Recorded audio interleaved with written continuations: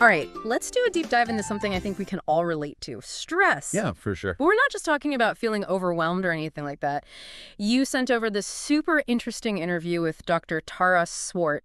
She's a neuroscientist and leadership coach, and we're going to unpack some surprising ways that stress impacts our lives Well, based on, what the latest brain research says. Well, what's fascinating is that stress, it's not just something that's like all in our heads. It actually has a physical presence, and it can impact the people around us. Wait, are you saying stress is contagious?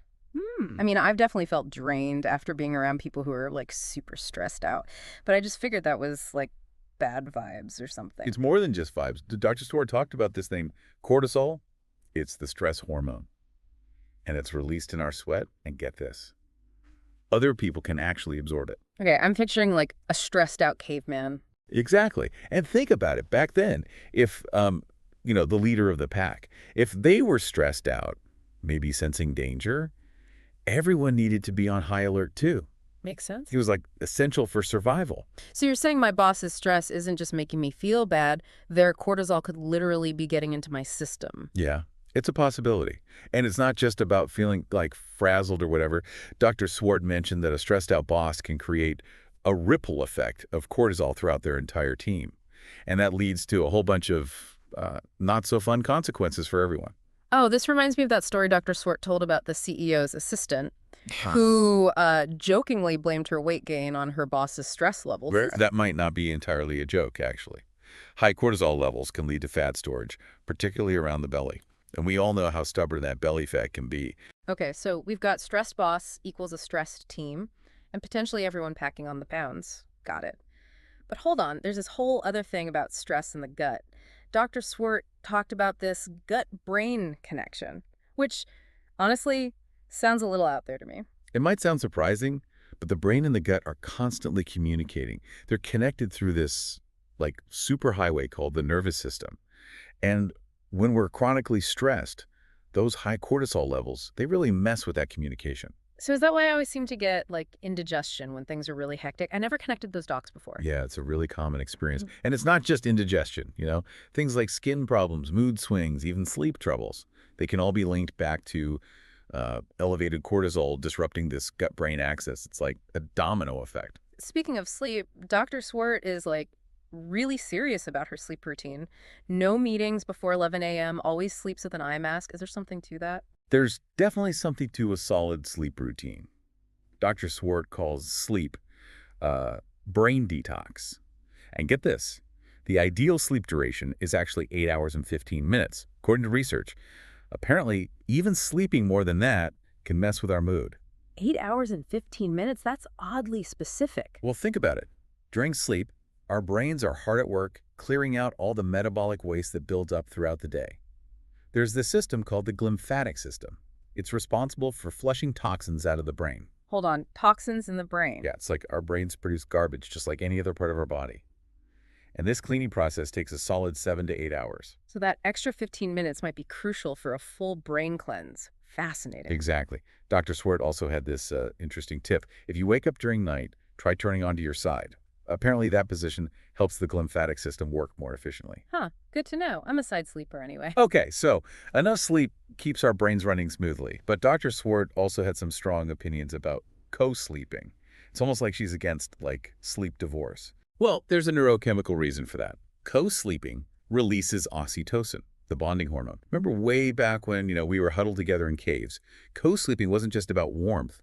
It was about survival and creating a sense of belonging. Okay, that makes sense from an evolutionary standpoint. And it's not just ancient history.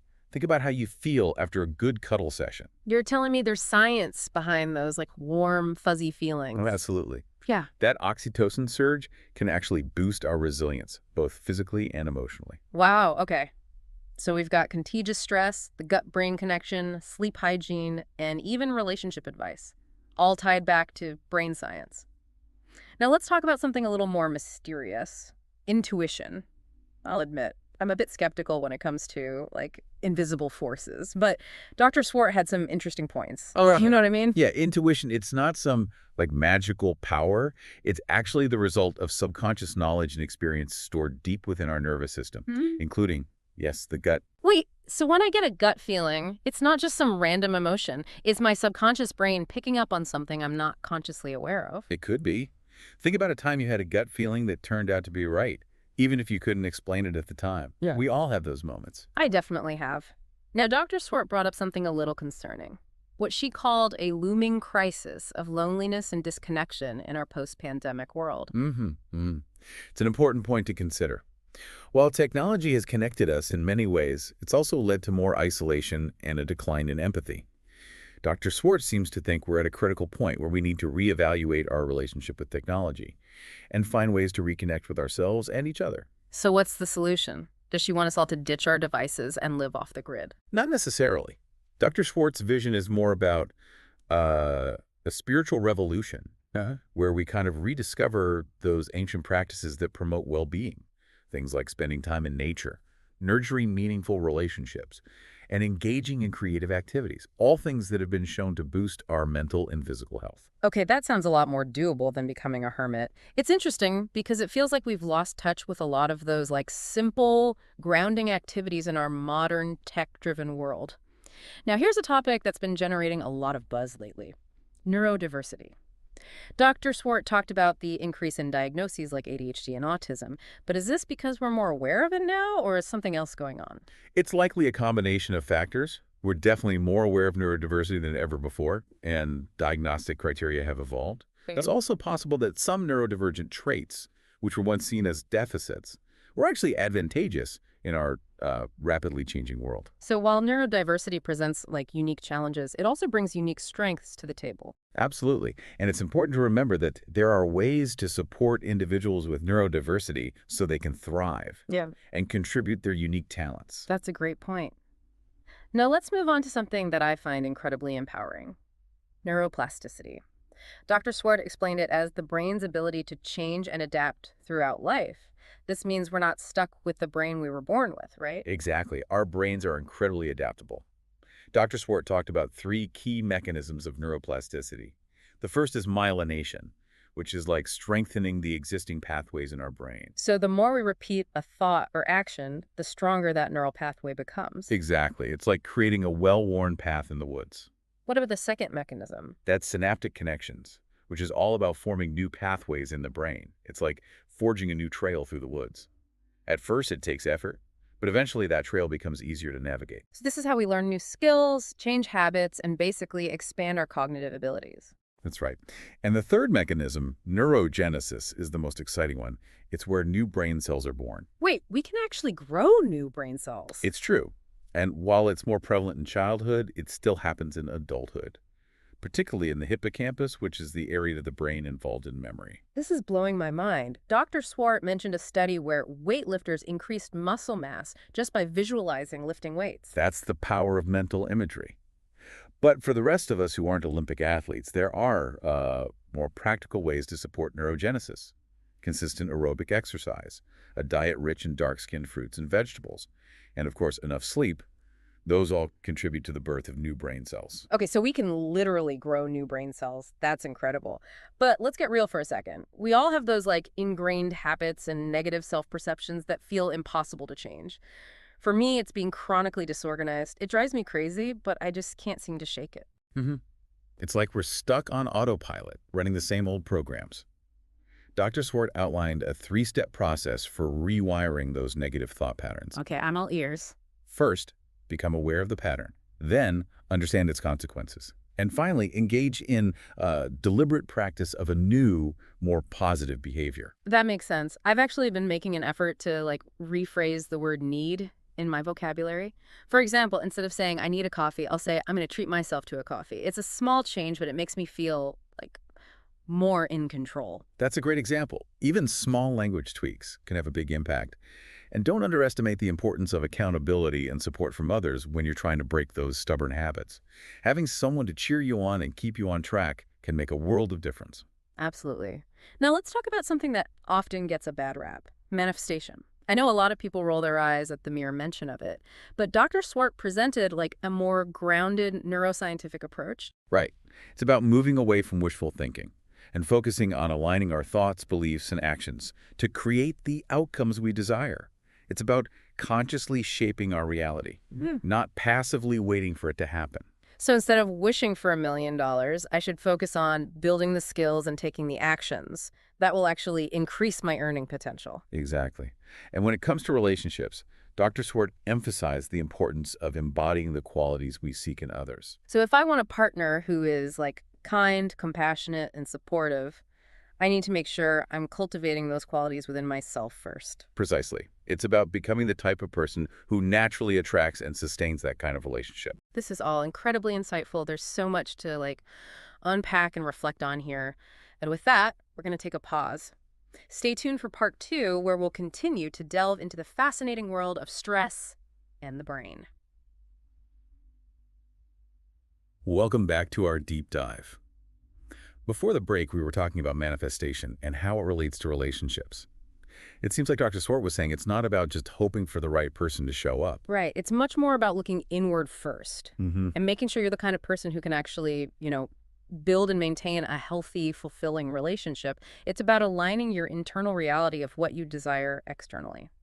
This reminds me of another fascinating concept Dr. Swart brought up: psychological priming. Psychological priming, what is that? Subliminal messaging or something? Not quite that sneaky, but it does highlight how our beliefs and expectations can actually shape our experiences, like in a really real way. She used this really interesting study about aging as an example. Okay, tell me more about this aging study, Right. especially if it involves, like, turning back the clock. Well, this study involved 3 groups of people in their 80s. The first group was the control group. They just lived their lives as usual. The second group spent a week reminiscing about their younger selves, specifically when they were in their 60s. And the third group, get this, they were essentially transported back in time. Transported back in time, like in a time machine. Not literally. Huh.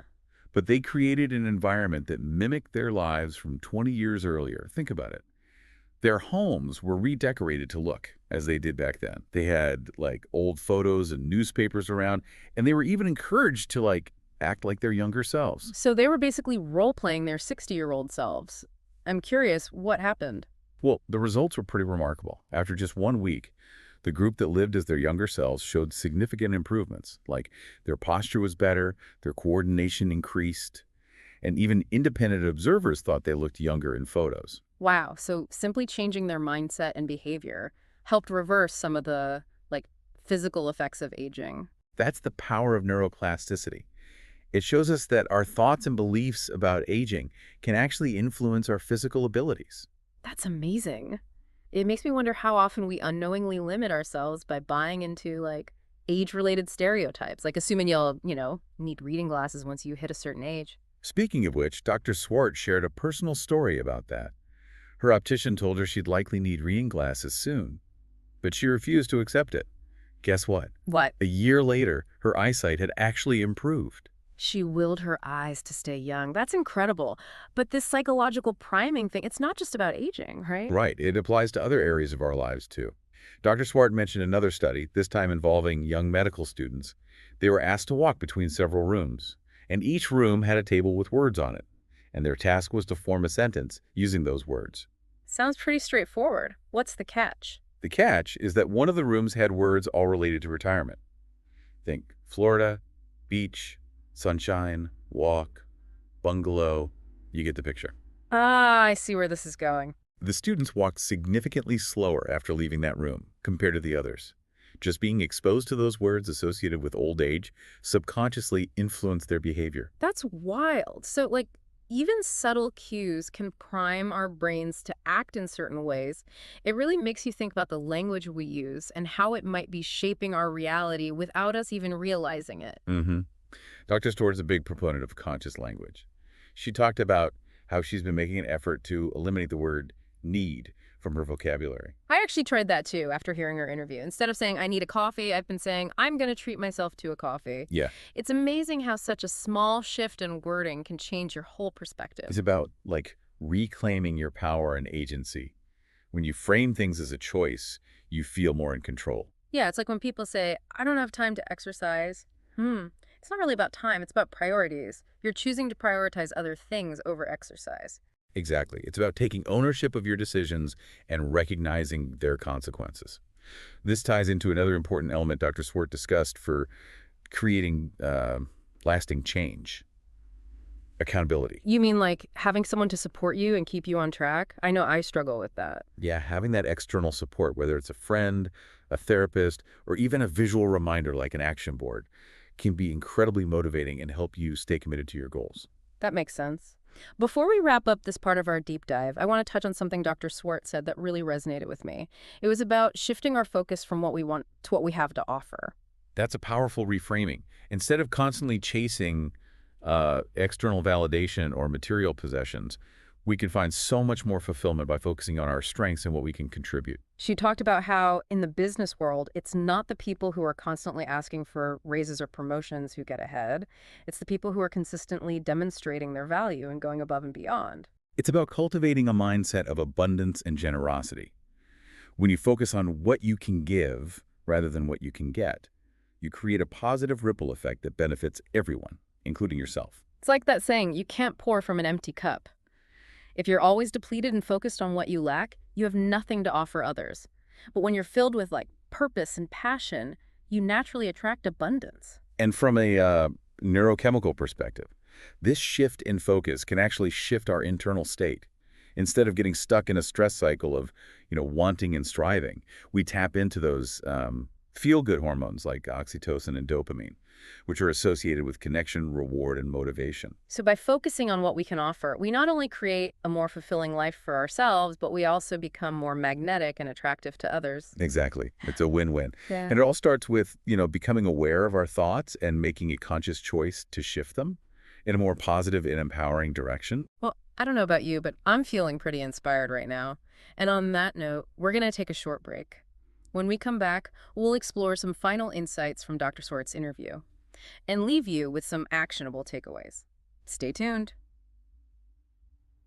We're back, and I'm still thinking about that idea of shifting our focus from what we want to what we have to offer. It's like it really connects with Dr. Swart's message about, unlocking our potential. Absolutely. It's fascinating to consider that we have this incredible capacity for growth, yet we so often sabotage ourselves with like limiting beliefs and old patterns. Yeah, it makes you wonder if we're sometimes our own worst enemies. But is that just a human flaw, or is there something more to it? Well, as we've been discussing, a lot of those patterns are rooted in our evolutionary past. Back in the caveman days, those survival mechanisms were essential for, well, surviving. Right, if a saber-toothed tiger was lurking around, you better be stressed and on high alert. Yeah. Exactly. But in today's world, those same mechanisms that kept us safe back then can actually backfire. They can create unnecessary stress and hold us back from reaching our full potential. So if we're not running from tigers anymore, how do we break free from those outdated patterns and, become the best versions of ourselves? Dr. Swart really emphasized the importance of awareness. We need to first identify the thoughts, beliefs, and behaviors that are no longer serving us. Then, as she put it, we have to choose to change and choose to feel great about it. I love that. It's not just about forcing ourselves to change. It's about embracing the process and recognizing that personal growth can be exciting. But let's be honest, changing ingrained habits can be tough. It's like trying to turn a giant ship around. It definitely takes effort. But remember, our brains are amazingly adaptable. With consistent effort and the right support, we can rewire those neural pathways and create lasting change. And as we've learned today, even small shifts in our language and perspective can make a huge difference. This all circles back to neuroplasticity, the idea that our brains can continue to change and adapt throughout our lives. It's such an empowering concept. We're not stuck with the brain we were born with. We have the ability to, shape and reshape it. It really does highlight the power of our minds. Yeah. There's so much untapped potential just waiting to be unlocked. And it's never too late to start tapping into that potential. That's so encouraging, whether we're learning a new skill, building a healthier habit, or just choosing to approach life with more gratitude. We have the power to create the life we want. And speaking of gratitude, Dr. Swart left us with a simple but powerful practice for inviting positive change into our lives. What was that again? She suggested taking some time each day to visualize the changes we desire, feel gratitude for those changes as if they've already happened, and trust in our brain's ability to make it all possible. It sounds like a way to align our thoughts, feelings, and actions with what we want to create. Exactly. And when we do that consistently, we unleash this powerful force for positive change. Well, that's about it for our deep dive into stress in the brain. What an incredible journey. It's been fascinating to explore these concepts and unpack the science behind them. And remember, this is just the beginning of your exploration. There are so many resources available to help you continue on your path of personal growth and discovery. So as Dr. Swart would say, choose to change. Choose to feel great about it.